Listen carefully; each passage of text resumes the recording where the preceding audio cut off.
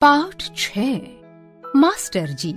इस एकांकी के रचनाकार गुरुदेव रवींद्रनाथ टैगोर हैं। इसमें उन्होंने बड़े ही रोचक एवं हास्यपूर्ण तरीके से एक बालक के मन में छुपी बातों का चित्रण किया है।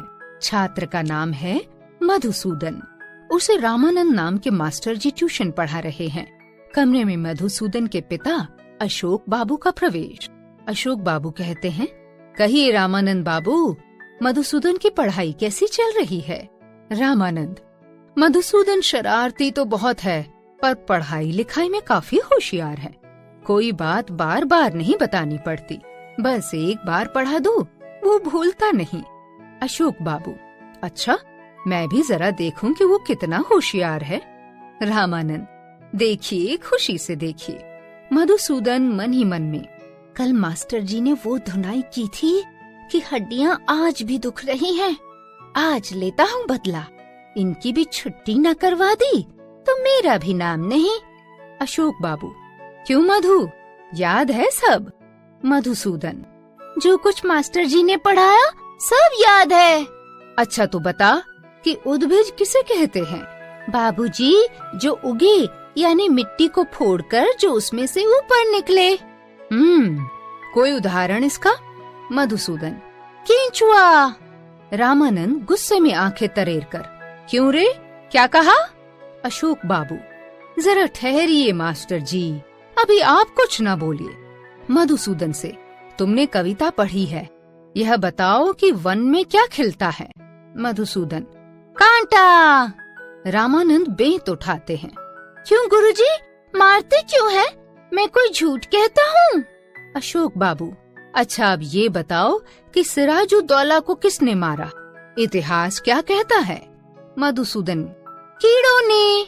रामानंद 2-3 बेत मारते हैं।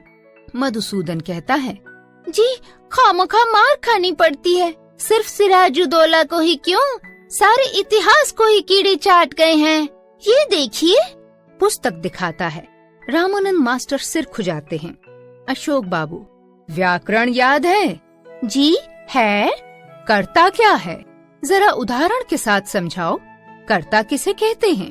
मधुसूदन, जी, कर्ता तो उस टोले के जयलाल मुंशी है। वो कैसे? वो हमेशा क्रिया कर्म में ही लगे रहते हैं। रामानंद गुस्से में, तुम्हारा सिर। पीठ पर बेंत जमाते हैं। मधुसूदन, जी, सिर नहीं, वो तो पीठ है। रामानंद, षष्ठी तत्पुरुष किसे कहते हैं? मधुसूदन, पता नहीं। रामानंद बेत दिखाकर धमकाते हैं, इसको तो अच्छी तरह जानता हूँ, ये है षष्ठी तत्पुरुष। अशोक बाबू का हंसना और रामानंद का कुड़कर रह जाना। अशोक बाबू, अंक गणित सीखा है? जी हाँ। अच्छा, अगर तुम्हें 6.5 पेड़े देकर ये कहा जाए कि 5 मिनट तक पेड़े खाने के बाद जो पेड़े बचे उन्हें तुम अपने छोटे भाई को दे दो। एक पेड़ा खाने में 2 मिनट लगते हैं। बताओ, तुमने अपने भाई को कितने पेड़े दिए? मधुसूदन, एक भी नहीं। रामानंद, वो क्यों? सब खा डालूंगा, एक भी नहीं दूंगा।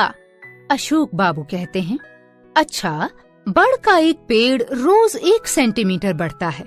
इस मई की 1 तारीख को वो 1 मीटर का था, तो अगले साल की 1 तारीख को वो कितना ऊंचा होगा? मधुसूदन कहता है, पेड़ टेढ़ा हो जाए तब तो कहना मुश्किल है। हाँ, अगर सीधा ऊपर की ओर बढ़ता रहा तो नाप कर देखने में उसकी ऊंचाई का पक्का पता लग सकेगा, और अगर इसी बीच सूख गया तब तो कोई बात ही नहीं।